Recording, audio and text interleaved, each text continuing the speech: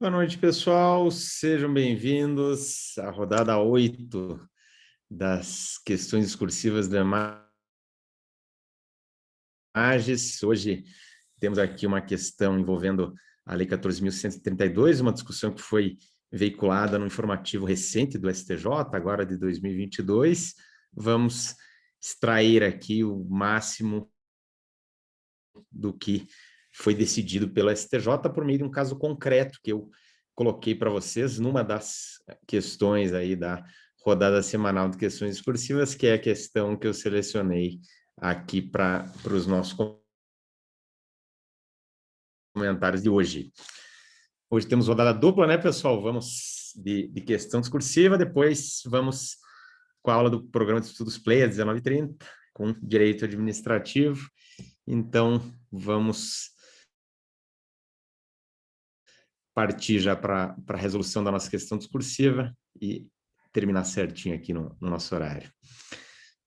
Pessoal, então, vou compartilhar o nosso slide e vamos ver aí o enunciado da questão dessa semana.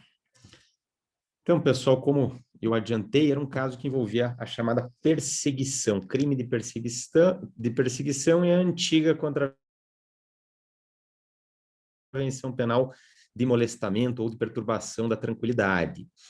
Jagunço Mulambo, que é personagem corriqueiro aqui nas nossas cenas jurídico-penais, inconformado com o término de um relacionamento com Bonita, foi no dia 31 de março de 2021, às 21 horas, até o McDonald's, onde ela trabalha como atendente. Falando em alto tom e visivelmente descontrolado, começou a implorar pelo retorno do namoro de forma insistente, na frente de dezenas de clientes e todos os seus colegas de trabalho, causando visível constrangimento a Juanita, perturbando-lhe em sua esfera de liberdade e privacidade. Sentindo-se ameaçada psicologicamente com o ocorrido e temendo que o fato voltasse a ocorrer, Juanita procurou a polícia e registrou ocorrência, levando ao Ministério Público, após investigações de praxe, a propor ação penal contra Jagunço Mulambo pela prática da contravenção penal prevista no artigo 65 do Decreto-Lei 3688/41, a nossa Lei de Contravenções Penais. Após regular a tramitação do feito, a defesa de Jagunço, em suas alegações finais, sustentou, dentre outros pontos, a ocorrência de abolício crimes, postulando, por conseguinte, a extinção da punibilidade. Diante dessa situação, indaga-se: a alegação deduzida pela defesa merece ser acolhida? Deixa eu só abrir aqui o chat. O pessoal comentou aqui algum probleminha de internet. Qualquer coisa, só me avisem aí de novo, pessoal, que eu posso até trocar aqui a minha, ver se eventualmente aí tá cortando. Vamos ver aqui. Deixa eu rapidamente olhar aqui se eu está travando. Para alguns ali está normal. Deixa eu ver aqui, pessoal.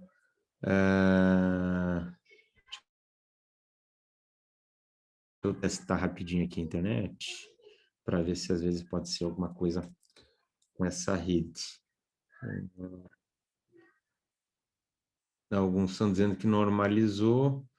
Não, para mim aqui tá 200 e tantos megas aqui. Pode ter sido, às vezes, algo momentâneo.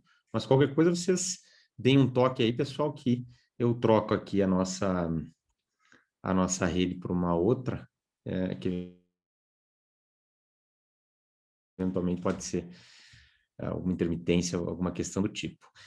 Então, pessoal, o nosso caso do McDonald's de hoje aqui, né? Não sei vocês, mas eu sou fãzaço do McDonald's e botei o caso aqui, preparando o dia de noite, morrendo de fome, e acabei pedindo o McDonald's ali para matar a vontade. Vou começar com uma pequena introdução, pessoal, a respeito aqui de qual objetivo com essa nossa rodada. Primeiramente, pessoal, a ideia era de cobrar a discussão a respeito da revogação da contravenção penal do artigo 65 do Decreto-Lei 3688 e a inclusão que ocorreu para e passo, né, do crime de perseguição, crime de stalking, lá no artigo 147-A do Código Penal. Tudo isso por obra da Lei 14.132. Pessoal, eu vou trocar então a internet aqui, e aí vamos ver se melhora. Deixa eu só botar, e aí eu recomeço aqui. Engraçado, porque no teste da internet ela tá bem alta, não sei o que pode estar acontecendo, mas vamos tentar aqui no 4G.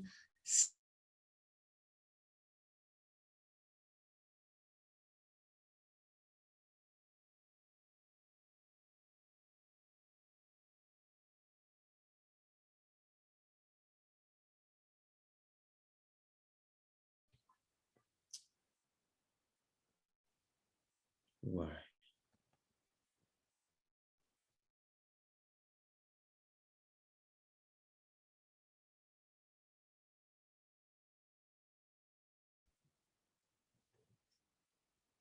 Pessoal, troquei aqui a internet, vamos ver como é que tá aí para vocês, se deu alguma diferença.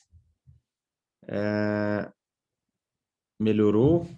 Que engraçado, né? Tô botando aqui no 4G, que é bem mais lento, fiz aqui um teste, a outra rede eu acho que no teste ela tá ok, mas às vezes deve estar tendo alguma intermitência ali. Então vamos lá, pessoal. Então vamos voltar aqui, pessoal. Tivemos esse probleminha com a internet, para não prejudicar também aos colegas que vão ver depois o vídeo. Vamos reiniciar, estávamos bem no começo. Eu vou só partir para a nossa questão dessa semana, para a gente dar uma olhada no enunciado, para ninguém ficar perdido aí na discussão. Então, recomeçamos aqui, pessoal. E aí, não traz nenhuma dificuldade de compreensão para ninguém. Então, pessoal, aqui no nosso caso, tínhamos o nosso personagem aqui, habitual, né, em muitas rodadas aí de direito penal aqui do Emarges, Jagunço Mulambo, inconformado com o término do relacionamento com Anitta, no dia 31 de março de 2021, essa data é fundamental, tá, pessoal? Às 21 horas, ele foi até o McDonald's, onde ela trabalhava como atendente, falando, né, em alto tom, visivelmente descontrolado, começou a implorar pelo retorno do namoro, insistentemente, na frente de dezenas de clientes, colegas de trabalho, causando constrangimento, claro, e perturbando-lhe em sua esfera de liberdade e privacidade. Juanita, vítima, sentiu-se ameaçada psicologicamente com o ocorrido, temendo que o fato voltasse a acontecer, procurou a polícia, registrou a ocorrência, que fez com que o Ministério Público, depois das investigações, propusesse uma ação penal contra Jagunço pela prática da contravenção penal do artigo 65 da Lei de Contravenções Penais, Decreto-Lei 3688. Após regular a tramitação do feito, a defesa de Jagunço, suas alegações finais, sustentou, entre outros pontos, a ocorrência de abolício crimes, postulando a extinção da punibilidade. E aí a pergunta era se a alegação deduzida pela defesa merecia ou não ser acolhida. Então, pessoal, introdutoriamente aqui, o pano de fundo da nossa rodada, dessa nossa rodada aqui que selecionamos para os nossos comentários de hoje, diz respeito à Lei 14.132, que é de 31 de março de 2021, mas foi publicada em 1º de abril de 2021. Então, o fato é anterior à lei e isso era fundamental para a resolução. Depois nós vamos ver nos erros mais frequentes, muita gente considerou que o fato já teria ocorrido na vigência da nova lei. e isso prejudicou totalmente o raciocínio. Vejam que um dia faz uma diferença enorme. Um detalhe numa questão faz uma diferença gigantesca. Então, aqui, pessoal, a discussão, né, envolvia a revogação da contravenção penal de molestamento, de perturbação da tranquilidade, lá do artigo 65 da Lei de Contravenções Penais, e a introdução para e passo do crime de perseguição, lá no artigo 147-A do Código Penal. Mais especificamente, nós tínhamos como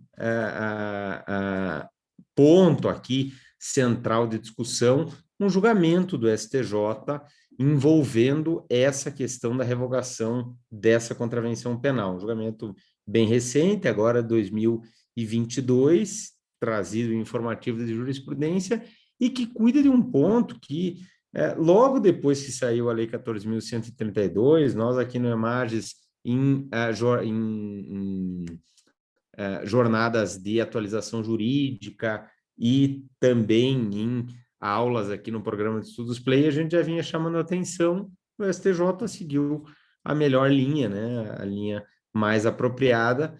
O problema é que muita gente, às vezes, só lê o resuminho, né, do julgado e não entendeu o que o STJ disse, não entendeu as bases do julgamento, e o que estava em jogo aqui era exatamente uma compreensão mais apropriada, né, mais adequada, mais profunda do que foi decidido pelo STJ, porque no julgado do STJ tínhamos uma situação em que não houve abolício crimes, mas no nosso caso houve abolício crimes seguindo a mesma linha de raciocínio do STJ. Não se trata, claro, de ir contra aquilo que o STJ disse. Pelo contrário, como eu disse, o STJ, nesse julgamento, seguiu a melhor posição, que é a posição que desde quando saiu a Lei 14.132 já defendíamos, já chamávamos a atenção, e que também a doutrina acabou, na esmagadora maioria,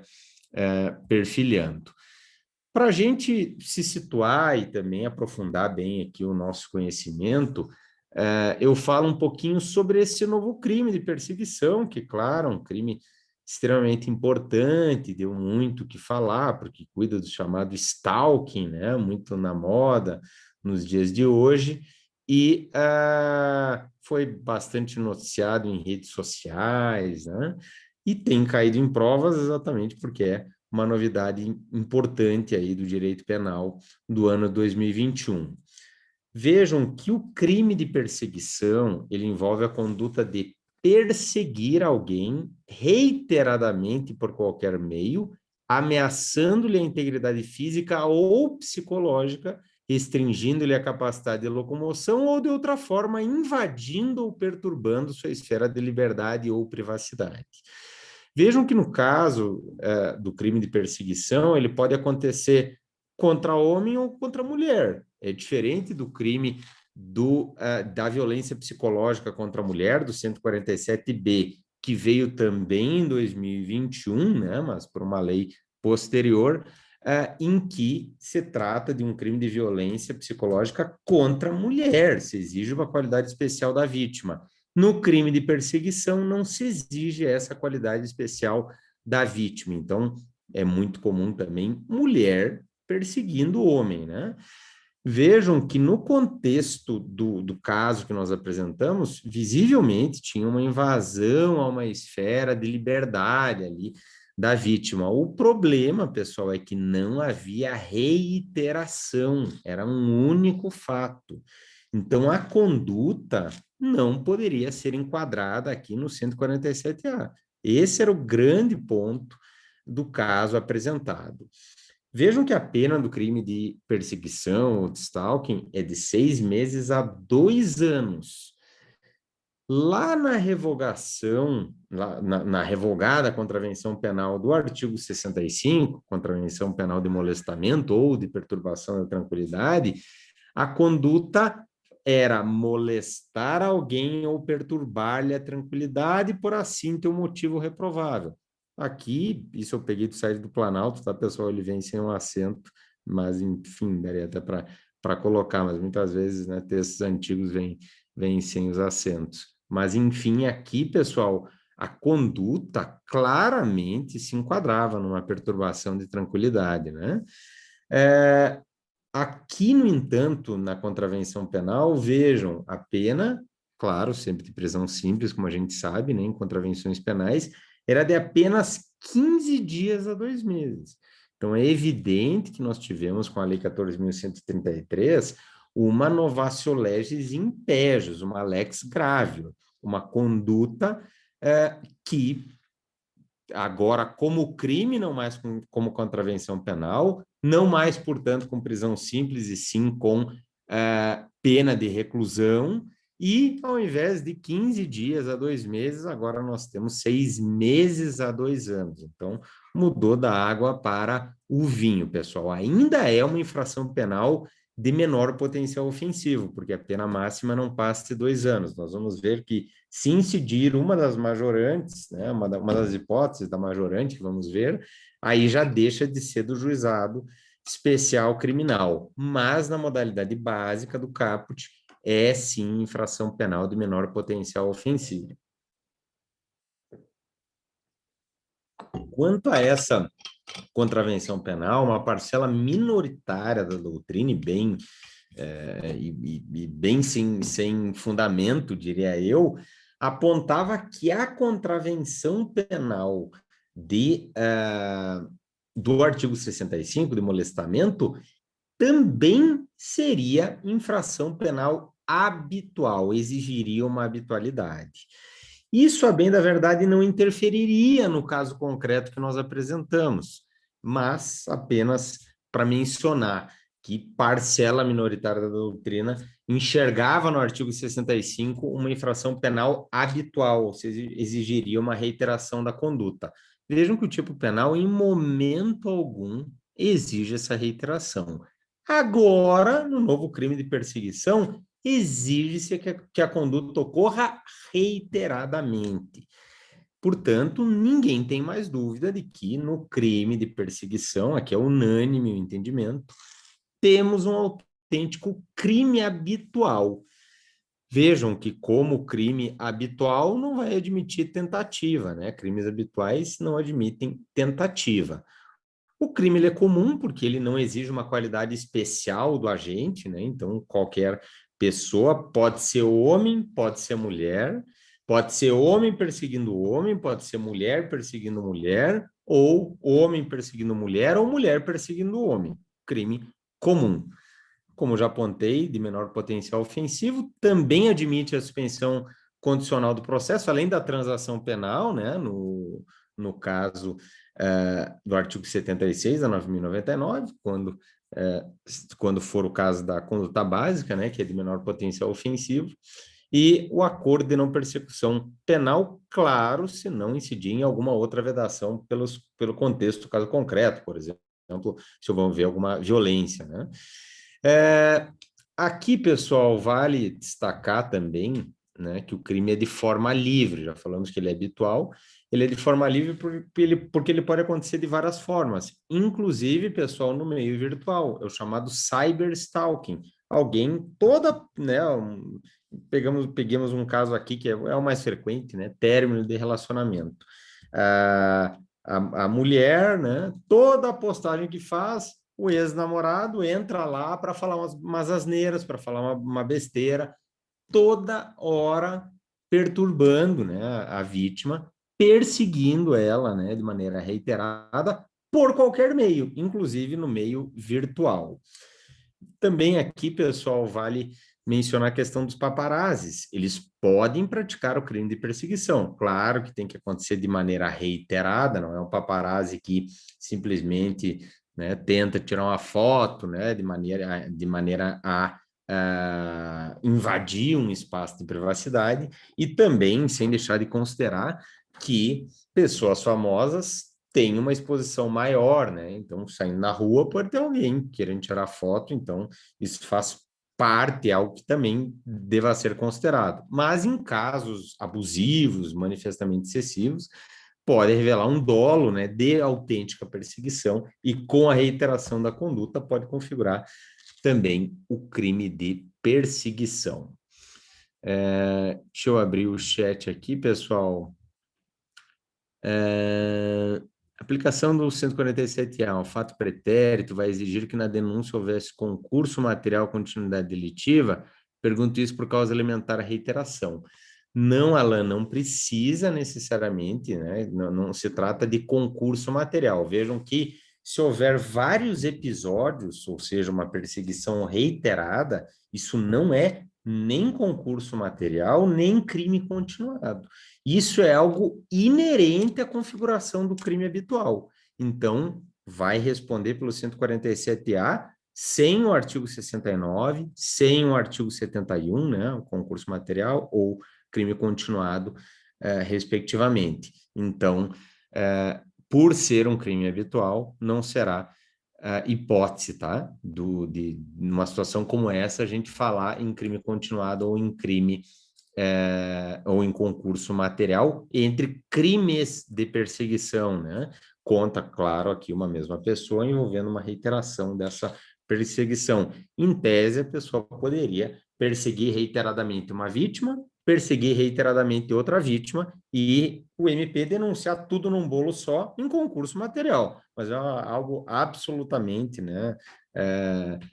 Excepcional e assim até mais para fins didáticos, em termos práticos de mais difícil ocorrência.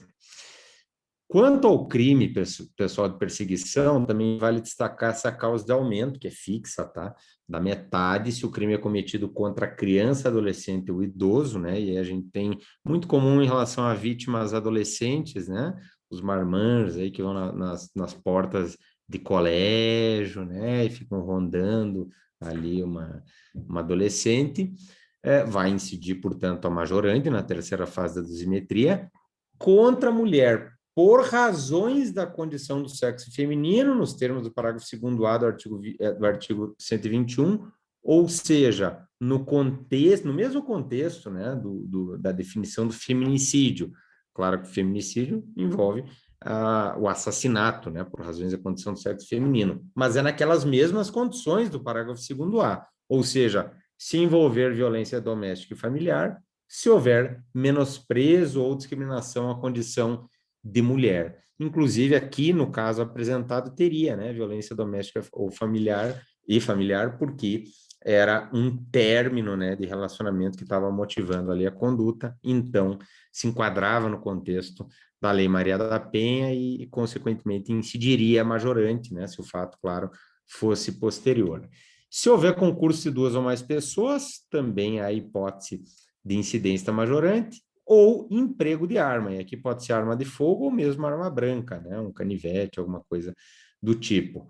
Vejam que a hipótese de concurso material obrigatório em relação à eventual violência, porque a pessoa pode, além de perseguir reiteradamente, numa dessas abordagens, pode, por exemplo, com o emprego de uma arma de fogo, tentar tentar cortar a vítima, né, por dolo realmente de lesão corporal, ou às vezes até tentar um estupro, né, pessoal?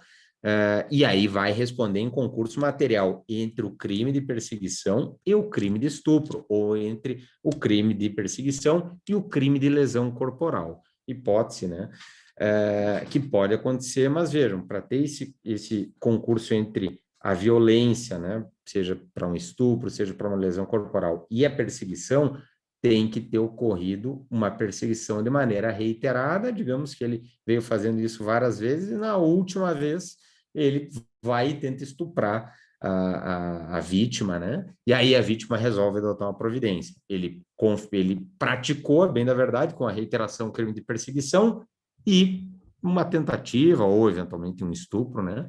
E ele vai responder, claro, não tem como pensar em absorver aí um crime de estupro ou mesmo uma lesão corporal aqui pela perseguição. A ameaça tá, pessoal, para absorver, porque faz parte aqui, né, do tipo ameaçando-lhe, tem o verbo, né?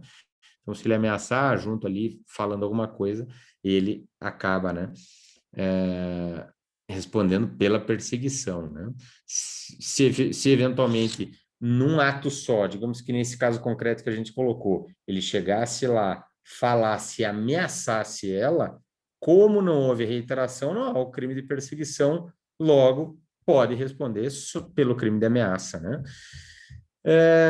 A ação penal, pessoal, é uma peculiaridade bem importante do crime de perseguição. Ela é pública condicionada à representação da vítima, assim como o crime de ameaça, que está no 147, tá? Então, o 147, a ameaça é pública condicionada à representação da vítima, da mesma forma o crime de perseguição de 147A. Mas o 147B, que vem na sequência, violência psicológica contra a mulher, é de ação penal pública incondicionada, tá? Então, pessoal, né, quis fazer aí o cotejo entre os dois tipos penais e por isso, né, fizemos também uma revisãozinha aqui do crime de perseguição para a gente se situar bem, né, e chegarmos à principal diferença entre a contravenção penal que foi revogada ao mesmo tempo em que introduzido o novo crime de perseguição. O novo crime, isso salta aos olhos quando a gente compara os dois tipos, exige que a conduta seja reiterada, consequentemente é um crime habitual. Já na contravenção penal, o tipo não exigia essa reiteração. E aí, como eu disse, né, a parcela minoritária da doutrina ainda defendia que mesmo na contravenção se exigiria a habitualidade da conduta, o que discordo totalmente e uma doutrina que reputo desacertada, tá? A melhor doutrina dizia que não se exigia essa reiteração. E aí, pessoal, nós chegamos ao ponto central da discussão. Vejam, o STJ, no julgamento, que serve aqui, né, de pano de fundo para nossa questão, o STJ, ele, no caso concreto, entendeu que não houve abolício crimes, que houve continuidade normativo típica. Quem só leu o resuminho não entendeu o que o STJ raciocinou para chegar naquela conclusão do caso concreto. Vejam, nesse caso em particular do confronto, né, entre o 147A do Código Penal e o artigo 65 da Lei de Contravenções Penais, pode, num caso concreto, haver abolício crimes, ou, num determinado caso, pode não haver abolício crimes e ter continuidade normativo típica.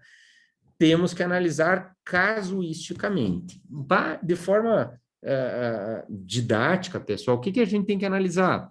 Se a conduta correspondente à contravenção praticada antes da vigência, claro, da nova lei, né? Porque com a nova lei ela foi revogada, se essa conduta que ocorrida até 31 de março de 2021, porque em 1º de abril de 2021 já estava em vigor a Lei 14.132, que fez essa revogação, nós temos que examinar no fato ocorrido até 31 de março de 2021, como era o nosso caso concreto, se houve ou não a reiteração da conduta. Se não houve a reiteração da conduta, o tipo penal foi revogado, a contravenção penal foi revogada. Não conseguimos enquadrar a conduta num crime, no novo, em particular, né, no novo crime de perseguição, de modo que não há como falar em continuidade normativa típica. Se houve a reiteração, aí sim é possível falarmos, como era o caso julgado pelo STJ, em continuidade normativo típica. Então, vejam, pessoal, não existe essa história de que ou é abolício crimes ou é continuidade normativo típica no confronto em tese de dois tipos penais, o revogado e o novo tipo penal. Nós temos que, em alguns casos, pessoal, é muito clara a continuidade normativo típica. A gente não precisa examinar mais algum detalhe do caso concreto anterior à nova lei. Em outros, como é o caso aqui, nós temos que examinar os contornos do caso concreto, porque a depender dele, poderá haver abolício crimes, poderá haver continuidade normativo típica. Então, pessoal...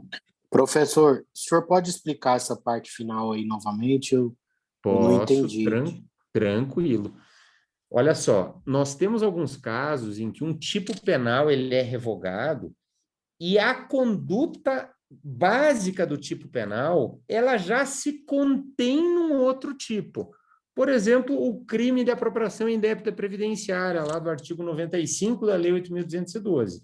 Foi revogado pela Lei 9983 e, para e passo, foi introduzido o crime de apropriação indébita previdenciária no artigo 68A. A mesma conduta lá do tipo penal, o verbo núcleo do tipo, as elementares do tipo, já se contém no novo crime. Consequentemente, a continuidade normativo-típica aqui é evidente, não tem que descer em algum detalhe do caso concreto que se amoldava ao tipo anterior. Em outras situações, como é o caso aqui, não há uma correspondência exata entre um tipo revogado e um outro tipo que foi criado. Nessa situação, nós temos que descer nos contornos do caso concreto. E é o que acontece aqui nessa situação da contravenção penal do artigo 65. Vejam, no artigo 65 não se exigia a reiteração. Então, no caso que nós apresentamos aqui, houve a contravenção penal. Por quê? Porque ele molestou, porque ele perturbou a tranquilidade da vítima, né? Por um motivo aqui reprovável, né? Não aceitando, né? Um término de um relacionamento. Consequentemente, a contravenção estava perfectibilizada. Veja que se ele tivesse reiterado a contravenção penal, ele poderia responder eventualmente em continuidade delitiva, mas não se exigia para a prática da contravenção penal que houvesse essa reiteração. Como houve a revogação do tipo penal, em princípio, o que a gente pensa? Abolício crimes. Pode não haver abolício crimes se o fato ainda é infração penal perante o novo cenário legislativo. E aqui, se nós não temos a reiteração da conduta, não dá para enquadrar esse fato em nenhum tipo penal, nem no artigo 147A, muito menos no artigo 147B, que passou longe aqui de configurar nas suas elementares. Então, o fato deixou de ser um ilícito penal quando não há reiteração, tá?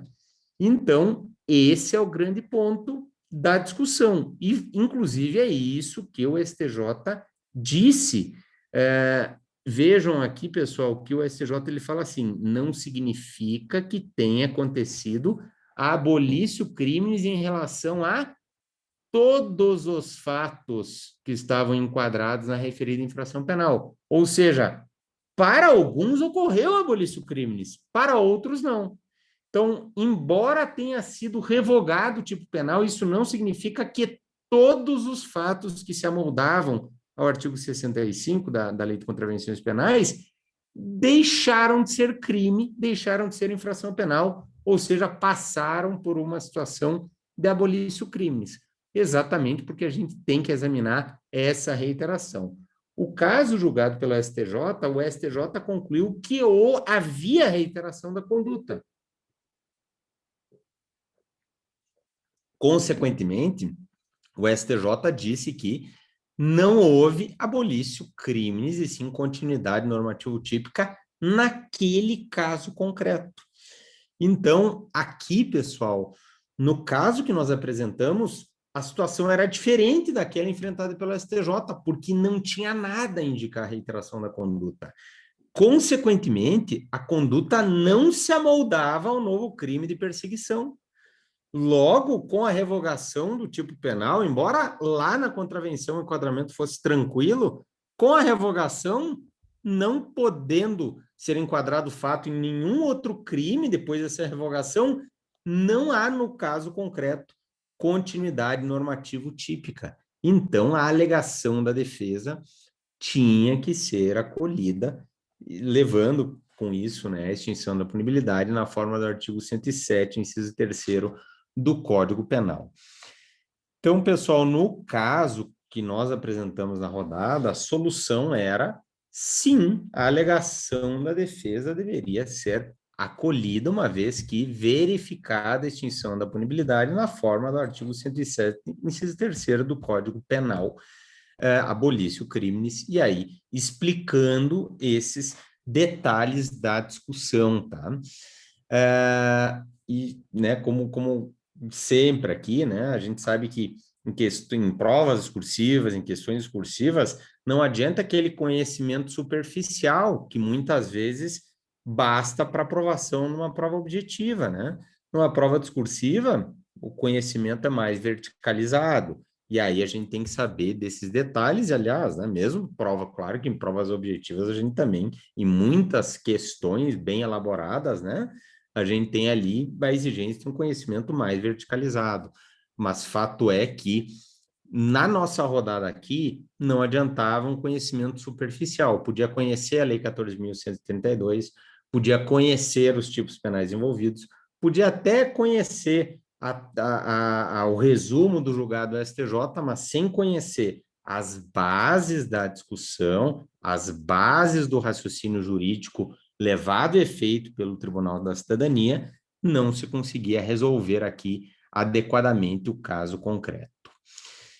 Dito isso, pessoal, finalizando já o nosso encontro, a gente sempre, né, faz a explanação sobre o caso, a gente lê o caso, situa, às vezes quem não acompanhou a rodada, depois explicamos e aí finalizamos aplicando isso concretamente na resolução de uma prova discursiva e, por fim, compartilhamos os erros mais frequentes para a gente não errar na hora da nossa prova, não cometer erros, né, que são muito comuns e que eu gosto de apontar aqui para que vocês, na hora do jogo, não cometam erros, né, que acontecem muito na hora do treino e que acontece muito na hora do jogo também, claro, né, mas a gente compartilha exatamente aqui para que vocês não sejam daqueles que vão cometer esses erros numa prova real. Então, falando, pessoal, sobre a resolução do caso, leitura do enunciado, um enunciado, né, com um caso concreto, com alguns detalhes importantes, como eu disse, em primeiro lugar, a data, pessoal. A data aqui era fundamental.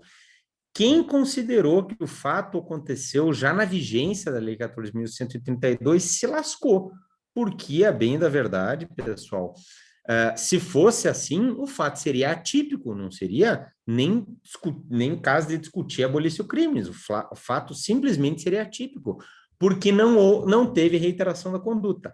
Então, do enunciado, dois aspectos eram de extrema relevância. Primeiro, a data, e segundo, o fato de que não havia na narrativa fática reiteração de conduta. Depois de uma boa leitura, pessoal, né, essas são as 4 etapas que a gente sempre fala em provas discursivas em geral, pode ser uma questão discursiva, pode ser uma peça processual, pode ser uma sentença. Vejam, depois a gente vai para o brainstorm, que é o momento em que a gente descarrega no nosso rascunho tudo que vem na nossa cabeça depois que a gente lê e se situa ali na questão, no caso concreto. Então, aqui a gente ia ter que, né, lendo Lei 14.132, artigo 147-A, crime de perseguição ou stalking, crime habitual, reiteração da conduta, continuidade normativo típica ou abolício crimes, tudo que vem na cabeça, pessoal. Não se trata de resolver já. Nós temos que fazer com que o nosso cérebro ative, né? E que tudo que a gente nem sabe que está na nossa cachola venha. A gente puxa uma coisa e o nosso cérebro vai puxando outras, à medida que a gente faz esse raciocínio e esse exercício, né?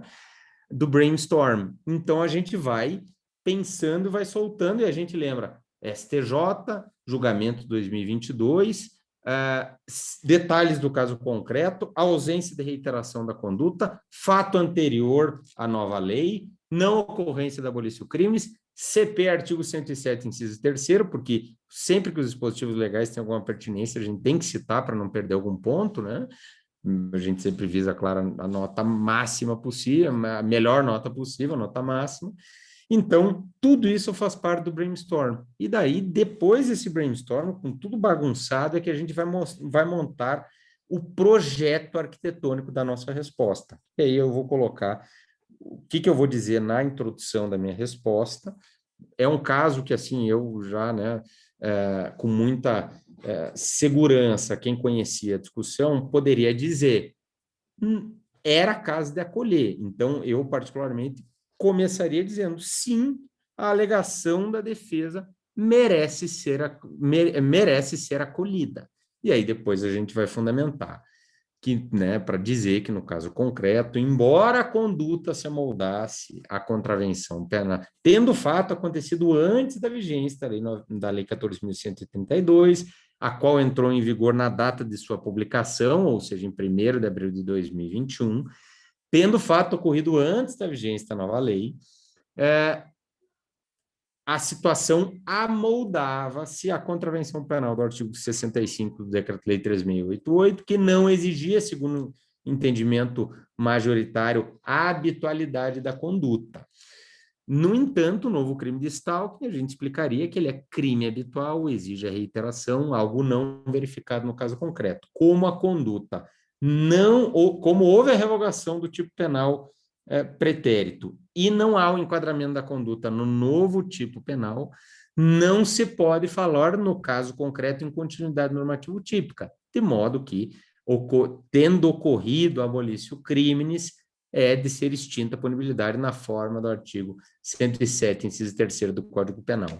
E isso que a gente vai redigir na nossa folha de resposta. Mas vejam, sigam sempre esse passo a passo. Uma leitura atenta, um brainstorm.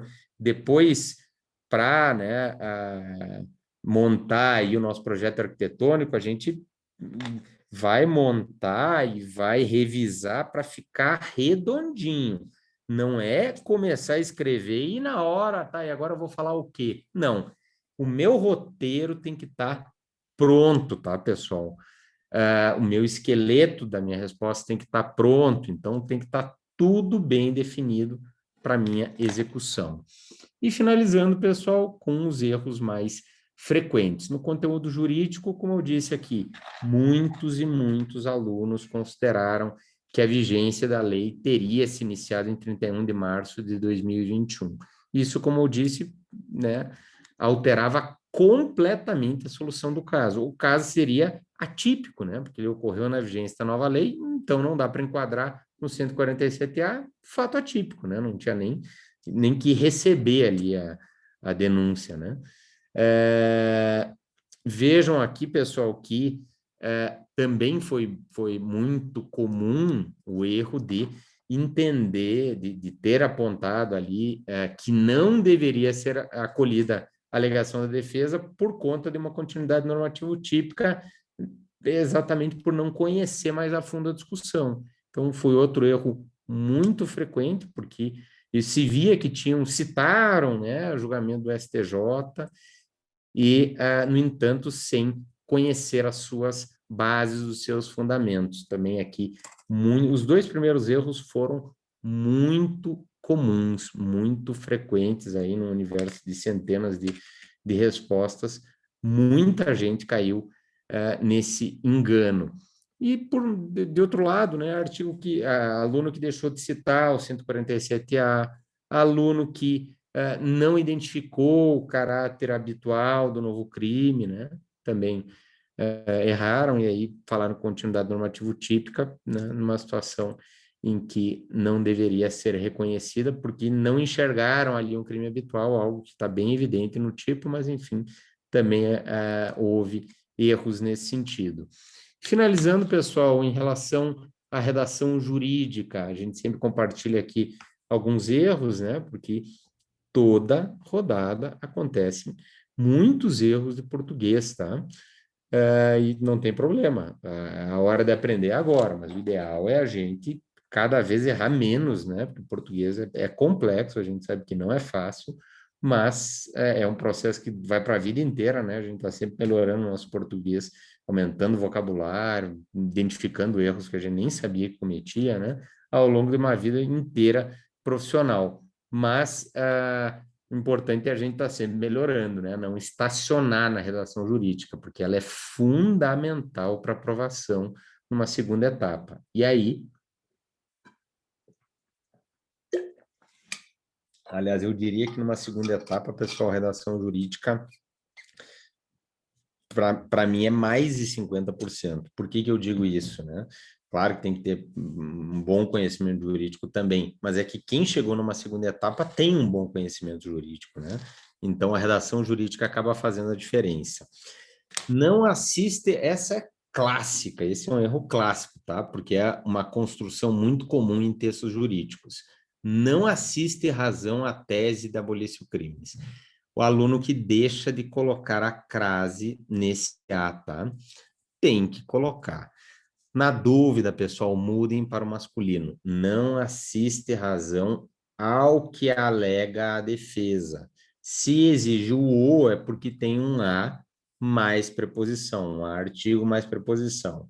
Se não exigir o "o" ao mudar para o masculino complemento, aí não é caso de colocação de crase. Então, não assiste razão à tese da abolição crimes. Vai crase, mude para o masculino. Não assiste razão ao que é alegado pela defesa. Então, aqui a crase ela é obrigatória, tá?